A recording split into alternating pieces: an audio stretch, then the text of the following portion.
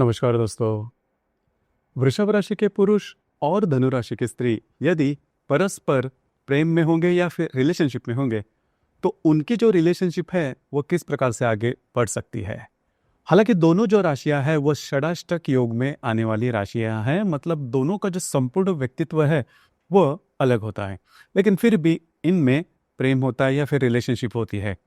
तो वो जो रिलेशनशिप है वो किस प्रकार से स्मूथली आगे बढ़ सकती है, ऐसी कौन सी बातें हैं जिस पर अमल करना आवश्यक है, दोनों का जो संपूर्ण व्यक्तित्व होता है वो किस प्रकार का होता है, सभी के बारे में डिटेल में चर्चा इस वीडियो में हम करने वाले हैं।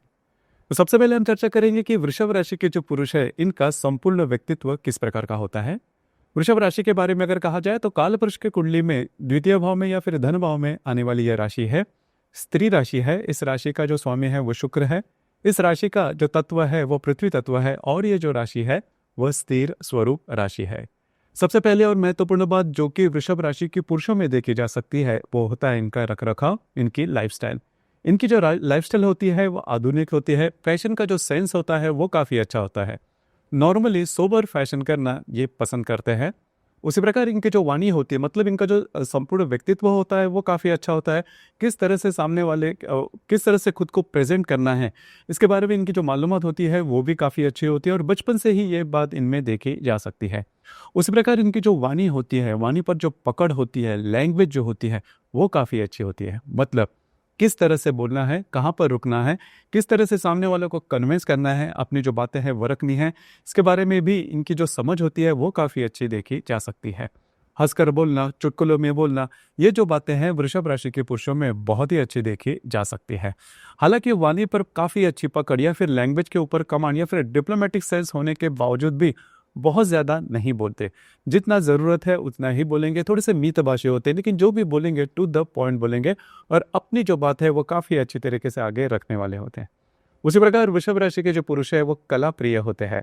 नृत्य, नाट्य, कला, चित्रपट, संगीत, इनके प्रति इनका जो आकर्षण होता है वो काफ़ी अच्छा होता है। समझ भी काफ़ी अच्छी होती है। खास करके संगीत के मामले में म्यूजिक लवर होते हैं। संगीत सुनना, म्यूजिक सुनना और म्यूजिक सुनना या फिर गाना सुनने के बाद कई दफ़ा इनका जो मूड है वो बहुत ही अच्छा होता है, खिल जाता है। हर एक वृषभ राशि का जो पुरुष है वो कम से कम बाथरूम सिंगर होता ही है। तो ये जो बात है इनमें बहुत अच्छी देखी जा सकती है। उसी प्रकार लेविश लाइफस्टाइल की तरफ जो आकर्षण होता है वो भी काफ़ी अच्छा होता है। हर प्रकार के अधिभौतिक सुख अपने पास हो, उसका उपभोग लिया जाए, इस प्रकार की जो मंशा है वो इनमें देखी जा सकती है और करीबन हर प्रकार के सुख इनको मिलते भी हैं। उसी प्रकार इनमें हार्ड वर्किंग जो नेचर होता है वो भी काफ़ी अच्छा होता है। मतलब इनके व्यक्तित्व से आपको बिल्कुल भी पता नहीं चलेगा कि निजी जीवन में इनका जो जीवन है वो कितना संघर्ष कर रहा है। मतलब संघर्षमय जीवन इनका भी होता है, लेकिन सबसे महत्वपूर्ण बात जो भी कष्ट करेंगे, जो भी संघर्ष करेंगे उसके बारे में ज़्यादा बोलते नहीं, जो कि बहुत ही महत्वपूर्ण बात है। अब यहाँ पर बहुत अच्छे इनके लाइफस्टाइल या फिर आधुनिक जीवन शैली होने के बावजूद भी यह जो व्यक्ति है, मतलब वृषभ राशि के जो पुरुष है वो प्रैक्टिकल होते हैं। पैसे के मामले में पैसे कहाँ पर खर्च करने हैं, किस तरह से खर्च करने हैं, किस तरह से अर्न करने हैं, कमाने हैं, इसके बारे में भी इनकी जो मालूमात होती है वो बहुत अच्छी होती है। टोटल डेडिकेशन इनमें देखा जा सकता है। किसी भी मसले पर जब भी निर्णय लेना है तो बहुत ही सोच समझकर निर्णय लेंगे। बहुत ही इन डेप्थ सोच इनकी रहती है और थोड़ा समय लेंगे, लेकिन एक बार ये डिसीजन लेते हैं तो उसे पूरा कर कर ही छोड़ते हैं।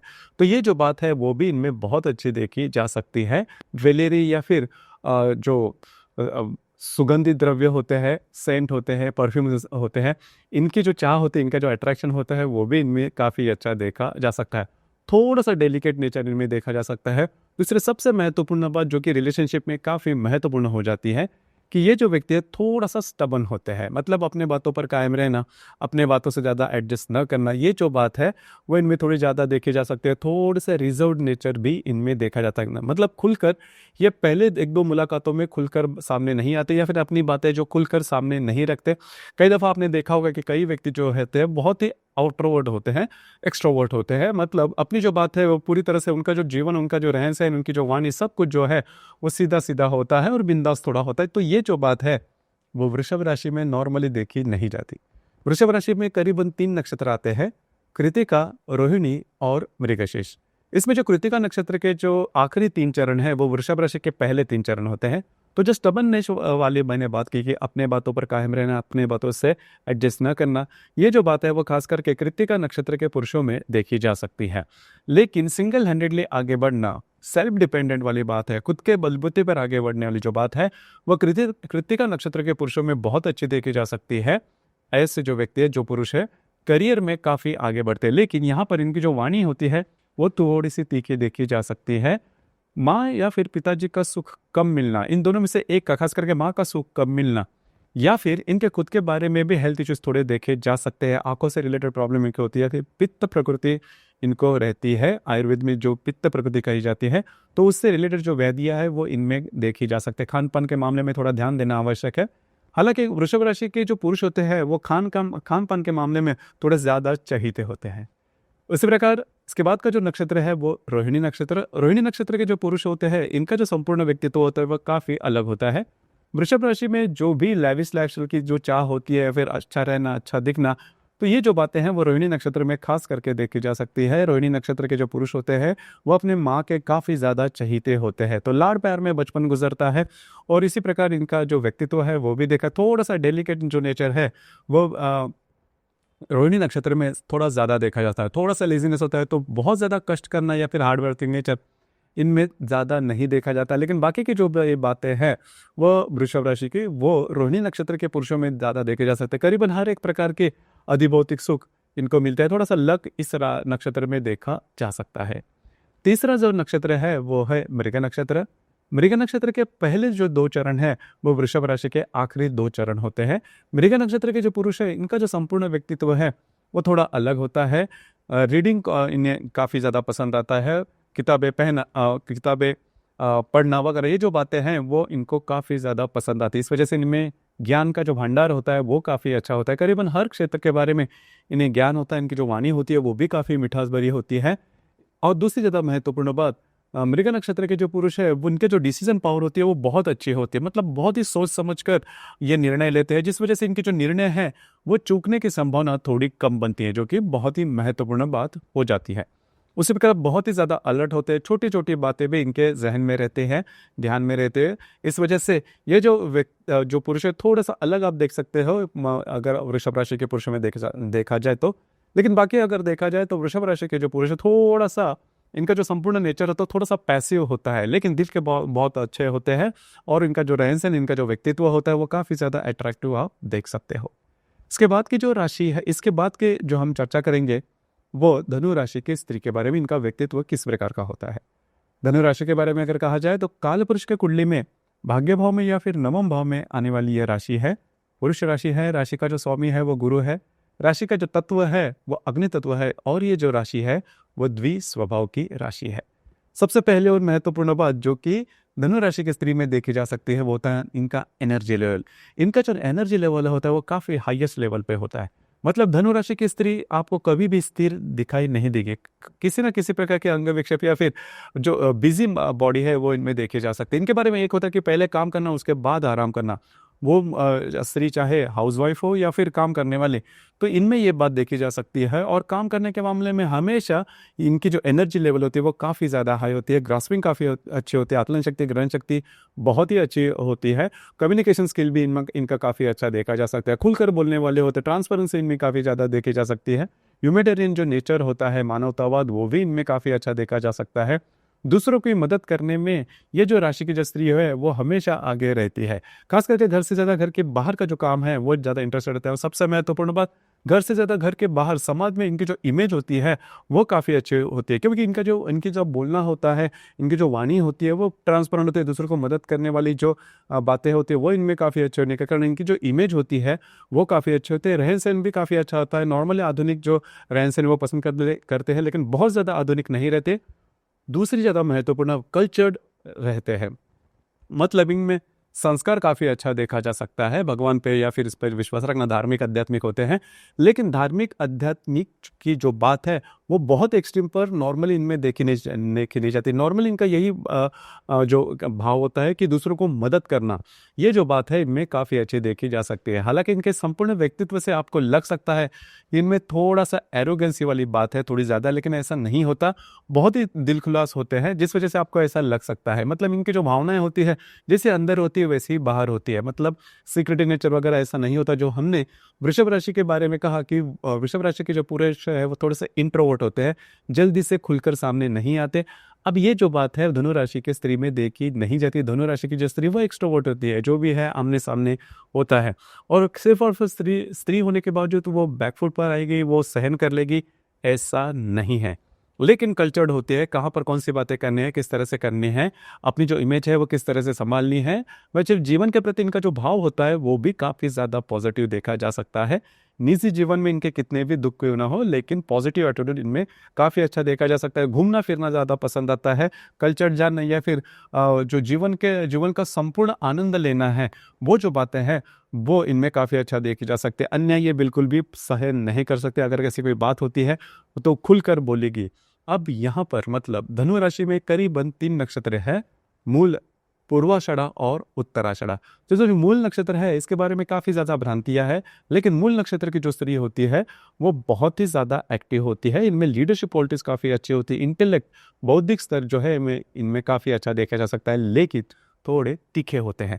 मतलब अगर बात कोई गलत हो जाए, चूक हो जाए किसी और से, तो वो सहन नहीं करती। जो भी बातें हैं वो सीधे सीधे कह देगी, और इसी वजह से इनके बारे में थोड़ी सी भ्रांतियाँ होती है।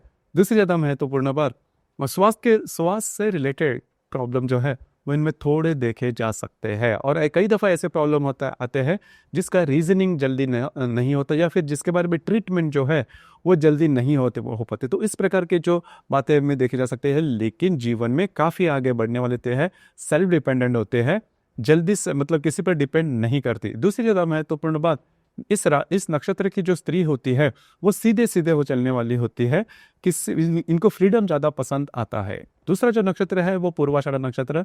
पूर्वाषाढ़ा नक्षत्र के जो स्त्री होती है इनका जो रहन सहन होता है वो काफ़ी थोड़ा लेविश लाइफस्टाइल की तरह होता है, और उत्तम गृहिणी होती है। मतलब घर का कामकाज काफ़ी अच्छे तरीके से कर सकते हैं। इन पर अगर कोई किसी भी प्रकार की रिस्पॉन्सिबिलिटी दी जाए तो वो काफ़ी इजीली पूरे करेगी। तीसरा जो नक्षत्र है वो उत्तराषाढ़ा नक्षत्र है। उत्तराषाढ़ा नक्षत्र का पहला जो चरण है वो धनु राशि का आखिर का चरण होता है, तो और ये वर्गोत्तम भी होता है। तो इस वजह से इस नक्षत्र की जो स्त्री होती है उनमें जो लीडरशिप क्वालिटीज है, जो फ्रीडम जो होता है वो काफ़ी अच्छा होता है। जीवन का पूरा लुफ्त लेने वाले ये स्त्री होते हैं। अब तक आपको पता चला होगा कि धनु राशि की जो स्त्री है वो किस प्रकार की होती है। सिर्फ यहाँ पर एक बात है कि जो थोड़ी नेगेटिव हो सकती है, कि जो निर्णय क्षमता है, डिसीजन पावर जो है वो धनु राशि की स्त्री में थोड़ी कम हो सकती है। मतलब किसी भी मसले पर यदि निर्णय लेना है तो लेना है नहीं लेना है, इसी थोड़ी दुविधा में जाते हैं और जल्दी से निर्णय नहीं ले पाते। हालांकि इस पर थोड़ा काम करना आवश्यक है। तो अब तक आपको पता चला होगा कि धनु राशि की जो स्त्री है इनका संपूर्ण व्यक्तित्व किस प्रकार का होता है। अब हम जैसे चर्चा कर रहे थे कि वृषभ राशि के पुरुष और धनु राशि की स्त्री, आपने देखा होगा कि दोनों जो राशियां के जो नेचर है, जो स्वभाव है, वो थोड़े अलग होते हैं। तो यहाँ पर इसी वजह से दोनों में अट्रैक्शन भी होता है और दोनों में थोड़ी सी प्रॉब्लम भी हो सकती है। जो बिंदास नेचर है वो भाता है वृषभ राशि के पुरुषों को धनु राशि के स्त्री के बारे में। उनका जो इनकी जो लीडरशिप क्वालिटीज होती है वो भी काफ़ी अच्छी देखी जा सकती है, और इनमें जो दमखम होता है, मतलब धनु राशि की स्त्री में जो दमखम होता है वो ज़बरदस्त देखा जा सकता है।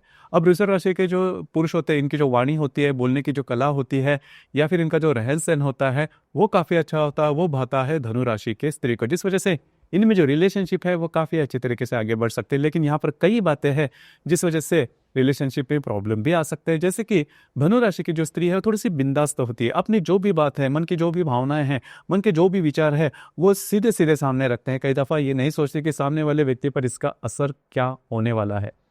तो ये जो बातें हैं वो वृषभ राशि के जो पुरुष है इनको पसंद नहीं आती। दूसरी ज़्यादा महत्वपूर्ण बात, धनु राशि की जो स्त्री है वो निर्णय जल्दी से नहीं ले पाती, लैक ऑफ डिसीजन, ये जो बातें हैं वो थोड़ी धनु राशि की स्त्री में देखे जा सकती है। इस वजह से भी, क्योंकि क्या होता है कि अगर आप रिलेशनशिप में, तो कमिटमेंट भी थोड़ी महत्वपूर्ण हो जाती है। तो अगर आप कमिटमेंट नहीं दे पाते तो उस रिलेशनशिप का कोई मतलब नहीं है, ऐसा थोड़ा मानना हो जाता है।